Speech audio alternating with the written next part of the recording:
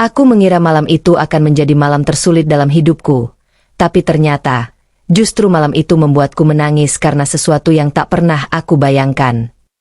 Namaku Nadia, usia 36 tahun. 4 tahun lalu, suamiku meninggal akibat kecelakaan kerja. Sejak itu aku menjadi janda yang harus menghidupi 2 anak sendirian. Tidak ada pilihan lain selain bekerja ke luar negeri sebagai TKW di Riyadh, menjadi asisten rumah tangga di keluarga seorang duda tua, Syekh Abdullah, pria yang berusia 70 tahun, tetapi masih terlihat tegas dan terawat. Awalnya, hidupku berjalan biasa saja. Tugas-tugas rumah, memasak, menyiapkan obat, hingga menemaninya ke rumah sakit. Syekh Abdullah tidak pernah marah, tidak pernah membentak. Sikapnya lembut, teratur, dan selalu memanggilku dengan suara tenang. Nadia, engkau bekerja dengan sangat baik. Semoga Allah membalas kebaikanmu. Saat majikan lain sering memandang rendah pekerjanya, beliau justru memperlakukanku seperti manusia sepenuhnya. Namun, hal itu justru menjadi awal dari keputusan besar yang tak pernah kubayangkan. Suatu malam, dokter memberi kabar bahwa kondisi jantung Syekh Abdullah semakin melemah. Beliau butuh seseorang untuk merawatnya selama jangka panjang. Bukan hanya pekerja, tapi seseorang yang bisa dipercaya. Keesokan paginya, dia memanggilku ke ruang tamu. Suaranya pelan, tetapi jelas. Nadia, aku ingin menikahimu.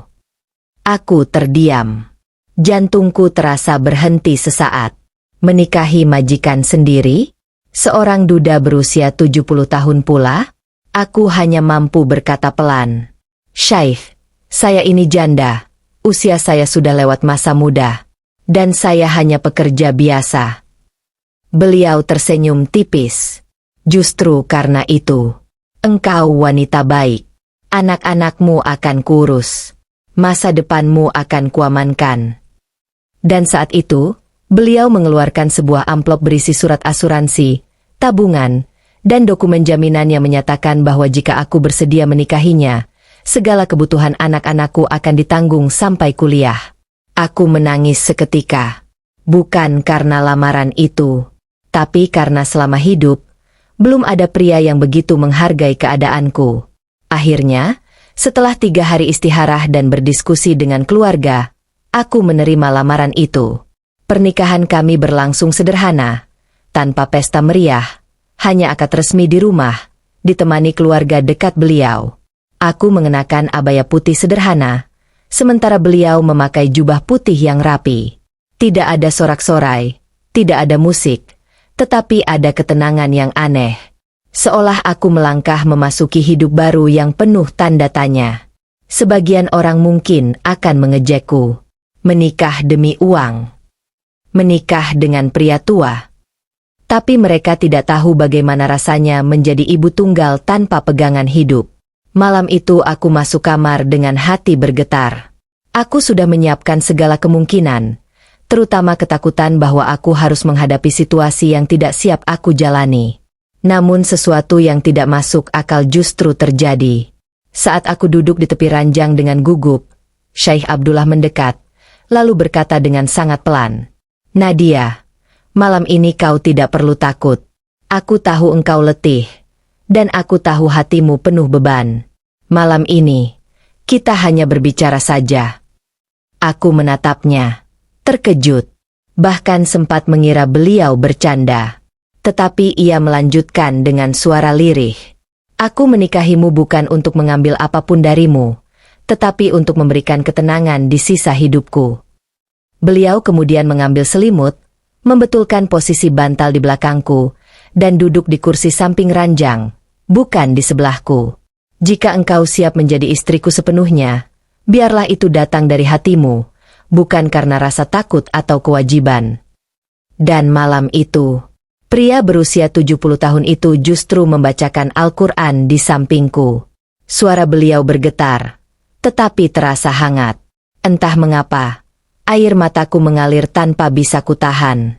Aku tidak pernah bertemu pria yang begitu menghormati seorang perempuan, bahkan ketika usia dan kedudukannya memberinya alasan untuk berlaku sebaliknya. Hidupku berubah total. Beliau tidak pernah memaksaku, tidak pernah menuntut apapun.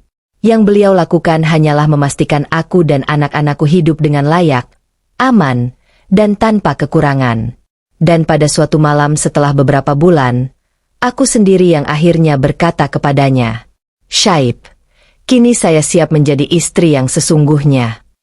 Beliau tersenyum, senyum penuh kasih, bukan nafsu.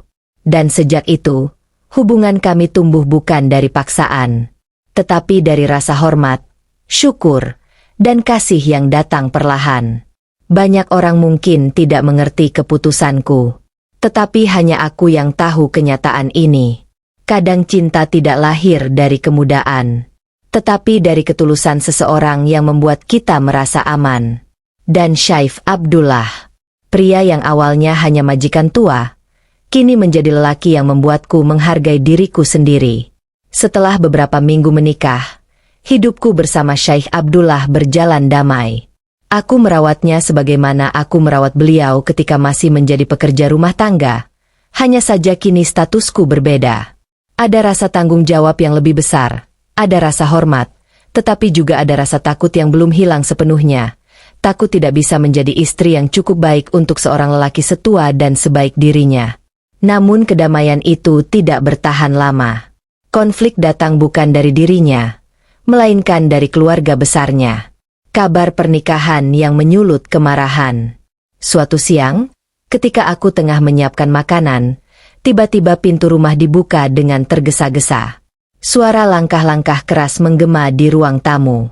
Aku menoleh dan melihat 3 orang, 2 pria dan 1 wanita separuh baya yang wajahnya mirip dengan Shaif Abdullah. Itu adalah anak-anak kandung Shaif dari pernikahan lamanya. Mereka datang tanpa senyum, tanpa salam, hanya tatapan tajam. Shaikh Abdullah menghampiri mereka dengan langkah pelan, membawa tongkatnya sebagai penopang. Salah satu anak lelakinya, Fahad, langsung bersuara keras. "Ayah, kami mendengar kabar gila ini, bahwa ayah menikahi perempuan yang seharusnya menjadi pembantu di rumah ini." Aku berdiri mematung. Tubuhku seperti kehilangan kekuatan. Shaif Abdullah tetap tenang dan menjawab, "Nadia bukan pembantu. Dia adalah istriku, dan aku memilihnya karena kebaikannya." Namun ucapan itu justru memicu kemarahan yang lebih besar. Ayah dipengaruhi. Ayah sudah tua. Perempuan itu hanya ingin harta. Kata-kata itu menusukku. Tidak pernah seumur hidup aku merasa serendah itu. Wanita yang datang bersama mereka, putri sulung Shaif, menatapku dari ujung rambut hingga kaki, dan matanya penuh rasa jijik. "Engkau pikir siapa dirimu? Mengambil kesempatan menikahi ayah kami demi uang?" Aku ingin menjawab, tetapi suaraku tak keluar. Sampai akhirnya Shaikh Abdullah membanting tongkatnya ke lantai. Nadanya meninggi untuk pertama kalinya sejak aku mengenalnya. "Cukup. Jika kalian menganggap hartaku yang paling berharga, maka kalian tidak mengenalku sama sekali." Ruangan mendadak sunyi. Setelah suasana agak mereda, Shaikh Abdullah meminta kami duduk. Wajah anak-anaknya masih tegang, tetapi beliau mulai berbicara perlahan. "Aku menikahi Nadia bukan karena paksaan, bukan karena kebodohan. Aku menikahinya karena aku membutuhkan seseorang yang tulus merawatku, bukan mengharapkan warisanku." Fahad membalas cepat, "Tapi pilihan ayah memalukan keluarga." Shaikh Abdullah hanya menghela napas. Lalu ia mengeluarkan sebuah map coklat dari laci meja. Ia memberikan map itu kepada anak-anaknya. Ketiganya membuka map itu dengan bingung. Sekejap kemudian ekspresi shock terpampang jelas di wajah mereka. Di dalam map itu terdapat surat wasiat lama yang menyatakan bahwa seluruh kekayaan sudah dibagikan kepada anak-anaknya sejak 2 tahun lalu. Dokumen kepemilikan usaha yang semuanya sudah dialihkan atas nama mereka. Surat kuasa kesehatan yang menunjuk salah satu anaknya sebagai penanggung jawab medis. Shaif Abdullah menutup pembicaraan mereka dengan satu kalimat. "Aku menikahi Nadia bukan untuk memberi atau mengambil harta. Segala sesuatu yang kalian takutkan terjadi, sudah aku berikan kepada kalian jauh sebelum pernikahan ini. Aku hanya ingin ditemani seorang wanita baik di sisa hidupku. Mereka terdiam. Tidak ada kata lagi yang bisa mereka tunjukkan. Aku sendiri menangis, bukan karena lega, tapi karena mengetahui bahwa pria tua itu ternyata sudah memikirkan semua hal sebelum mengambil keputusan besar. Setelah melihat kebenaran itu, perlahan sikap mereka berubah. Tidak langsung baik, tetapi tidak lagi menyerangku. Putri sulung Syaif kemudian mendekat kepadaku dan berkata dengan suara yang tidak semanis wajahnya. Jika ayah memilihmu, kami tidak punya hak menentang. Tapi jangan membuatnya kecewa. Aku hanya mengangguk. Seminggu setelah kejadian itu, mereka mulai sering datang, bukan untuk mengawasi, tetapi untuk memastikan kondisi ayah mereka stabil. Bahkan sesekali mereka memberikan buah tangan atau kebutuhan rumah tangga. Sesuatu yang sebelumnya mustahil kulihat. Mereka tidak tiba-tiba mencintaiku. Tetapi setidaknya, mereka mulai memahami. Dan itu cukup bagiku. Hari-hari berikutnya, kondisi kesehatan Syaif Abdullah mulai menurun. Ia sering sesak napas, sering lelah setelah beberapa langkah, dan bahkan beberapa kali hampir jatuh jika aku tidak sigap memegangi tubuhnya. Kadang, di malam hari, ketika aku terbangun, aku melihatnya duduk menatap jendela, seolah ia sedang memikirkan sesuatu yang belum selesai. Suatu malam, aku bertanya, "Syaif, apa yang membuat Anda terjaga?" Ia tersenyum tipis, namun matanya sayu. "Aku hanya takut, tidak memiliki cukup waktu untuk membalas kebaikanmu." Aku tercekat. Aku tidak tahu bahwa kata-kata seorang lelaki tua bisa membuat dadaku sesakit itu. Konflik keluarga belum sepenuhnya selesai. Beberapa kerabat jauh mulai datang untuk menentang keputusan pernikahan ini. Mereka menyebarkan isu bahwa aku hanya ingin memanfaatkan kelemahan seorang lelaki tua. Di belakangku, aku mendengar bisikan-bisikan. Wanita Indonesia itu pasti ada maksud. Usianya jauh lebih muda, pasti ingin warisan. Setelah ayah meninggal, dia akan mengambil semuanya. Aku hampir menyerah. Tetapi Syaif Abdullah selalu menatapku sambil berkata, "Biarkan mereka bicara. Tugas kita hanya menjaga hati kita tetap jujur." Dan aku bertahan. Karena lelaki itu memberiku kekuatan yang tidak pernah kubayangkan. Konflik eksternal mulai mereda, tetapi tantangan terbesar justru datang dari dalam rumah itu sendiri. Kondisi kesehatan Syaif Abdullah yang semakin kritis, serta pesan terakhir yang ingin ia sampaikan padaku, pesan yang akan mengubah masa depanku dan anak-anakku selamanya. Beberapa bulan setelah konflik keluarga mereda, kondisi Syaif Abdullah semakin menurun. Tubuhnya melemah, langkahnya goyah, dan napasnya sering tersengal. Dokter mengatakan bahwa usianya dan riwayat penyakitnya mulai menunjukkan tanda-tanda kritis, meski belum tahu kapan titik terendahnya. Malam demi malam, aku merawatnya dengan penuh hati-hati. Ia tidak lagi dapat berjalan jauh. Tidak bisa makan sendiri. Bahkan untuk berbaring pun membutuhkan bantuanku. Namun setiap kali aku berada di sampingnya, ia selalu memaksakan senyum. Senyum yang perlahan-lahan aku sadari adalah cara dirinya berpamitan.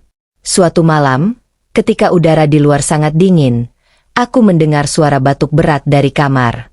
Aku bergegas masuk dan mendapati Syaif Abdullah duduk dengan tubuh terbungkuk, berusaha mengatur napas yang semakin pendek. Aku segera menopangnya. "Aku di sini, Syaif. Tenang, tarik napas pelan." Ia menggenggam tanganku lebih erat daripada biasanya. "Nadia, duduklah. Di sini, dekatku." Aku duduk di tepi ranjang. Ia menatapku. Dan untuk pertama kalinya aku melihat sorot mata yang tidak lagi kuat menahan rasa sakit. Namun ada ketenangan aneh di balik sorot itu, seolah ia sudah menerima apapun yang akan terjadi. Aku harus mengatakan sesuatu sebelum terlambat. Tubuhku menegang. Suasana kamar terasa sangat sunyi, hanya terdengar suara alat bantu napas yang terhubung ke hidungnya. Dengan suara parau ia mulai berbicara. "Pernikahan kita bukan hadiah untukmu, bukan pula belas kasihan dariku, tapi sebuah amanah. Aku bingung. Syaif Abdullah melanjutkan dengan pelan. Aku tahu betapa berat hidupmu sebelum datang bekerja di rumah ini. Aku tahu perjuanganmu, kehilangan ayahmu, tanggung jawabmu pada keluarga di desa. Aku menunduk. Tidak pernah aku menceritakan semua itu pada keluarga majikan. Hanya kepada almarhumah istri pertama Syaikh aku pernah curhat, beberapa tahun lalu. Syaif Abdullah menarik napas dalam-dalam, lalu berkata, "Istriku, Allah yarhamha, berpesan kepadaku sebelum meninggal." Hatiku seketika bergetar. Ia berkata, "Jika suatu hari kau menemukan perempuan yang tulus merawatmu seperti Nadia, jangan biarkan dia kembali ke hidup susah. Nikahilah dia, agar ada seseorang yang menjaga hatinya seperti ia menjaga kita." Aku terdiam. Air mataku jatuh tanpa izin. Rupanya almarhumah istri majikanku ternyata sudah memikirkan masa depanku sejak dulu. Syaikh Abdullah menggenggam tanganku lebih kuat lagi. "Kami sama-sama melihat kebaikanmu, Nadia. Bukan kecantikanmu, bukan tubuhmu, bukan asalmu, tapi hatimu." Sesak di dadaku tidak bisa kutahan lagi. Malam itu, ia meminta sesuatu yang mengejutkanku. "Nadia, tolong lepaskan pakaian luarku. Aku merasa sesak, dan aku ingin tidur lebih nyaman." Aku menurut. Tidak ada pikiran buruk, tidak ada ketakutan. Hanya rasa ingin membuatnya nyaman. Aku membantu melepas mantel panjangnya, lalu merapikan selimut agar tubuhnya tetap hangat. Ketika aku hampir berdiri, ia menahan pergelangan tanganku. "Tetap di sini. Aku ingin kau berada di sampingku sampai aku tertidur." Aku mengangguk dan berbaring pelan di sisinya, di atas selimut agar tidak menekan tubuhnya. Ia memegang tanganku, dan untuk pertama kalinya aku merasakan genggaman yang sangat lemah, seolah ia hanya mengandalkan sisa tenaga terakhir yang ia punya. "Tidurlah, Syaib. Aku tetap di sini." Ia menutup mata. Napasnya semakin perlahan, semakin tenang, semakin dalam. Aku tidak sadar kapan aku ikut terlelap. Yang aku tahu, ketika aku bangun di pagi hari, tubuhnya sudah dingin. Tangannya masih menggenggam tanganku. Aku menjerit. Pingsan seketika. Suara keributan memenuhi rumah. Keluarga datang, dokter dipanggil. Semuanya terasa seperti mimpi buruk yang kusaksikan dari kejauhan. Beberapa hari setelah pemakamannya, anak-anak Syaikh memanggilku untuk bertemu. Awalnya aku takut, tetapi ternyata mereka datang dengan sikap yang tak lagi keras. Putri sulung Syaikh memberikan sebuah amplop tebal. "Ayah kami menitipkan ini. Ia menulisnya beberapa minggu sebelum sakitnya memburuk." Tanganku bergetar saat membuka amplop itu. Di dalamnya ada surat tulisan tangan Syaikh Abdullah, kunci rumah kecil di Jeddah, rekening atas namaku, dan sebuah kalung milik almarhumah istrinya. Isinya hanya satu pesan. "Nadia, kau tidak pernah meminta apapun. Karena itu aku memberi semua yang kau butuhkan untuk hidup tenang. Gunakanlah dengan bijak. Jangan kembali ke hidup yang membuatmu menderita." Aku menangis sejadi-jadinya. Dan untuk pertama kalinya, anak-anak Syaikh memelukku. Mereka bilang, "Ini memang amanah ayah, dan kami akan menghormatinya." Sejak hari itu hidupku berubah total. Aku kembali ke Indonesia dengan martabat yang tak pernah kurasakan sebelumnya. Orang-orang desa sempat terkejut, bahkan membicarakan yang tidak-tidak, tapi aku tidak peduli. Karena hanya aku yang tahu betapa berharganya hati seorang lelaki tua yang mengajarkanku arti ketulusan. Perjalanan hidupku bukan tentang menikahi orang kaya, bukan tentang warisan, melainkan tentang kebaikan yang kembali pada orang yang menjaganya.